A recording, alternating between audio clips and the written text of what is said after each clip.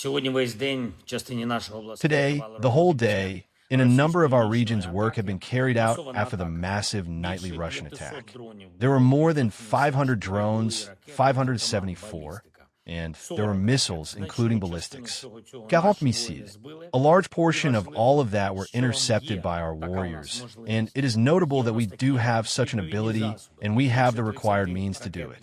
More than 30 missiles we brought down, and dozens of Shahid drones were destroyed by our interceptors. I thank all the designers and operators, but unfortunately there were hits as well in different regions from Zaporizhia to the Volyn region and Zakarpattia. In Mukachevo, the Russians burned a factory, an American factory, by the way, a manufacturer of electrical appliances. And those were household appliances, nothing military. The Russians knew perfectly well where they were aiming. It was a missile strike. We believe it was a deliberate strike precisely on American property here in Ukraine. A strike on American investment. A very telling strike, like this whole massive attack, at the very time when the world waits for a clear answer from the Russians, an answer regarding negotiations to end the war.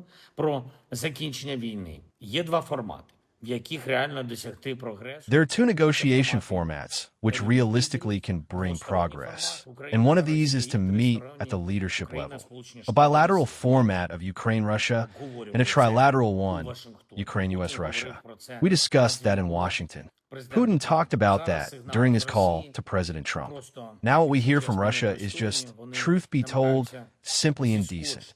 They're trying to get away from the need to hold a meeting. They don't want to end this war. They carry on with massive strikes on Ukraine and very tough assaults on the front line, and even launch missiles on American companies similar to many of other absolutely civilian targets of ours. And very close to EU and NATO borders, by the way.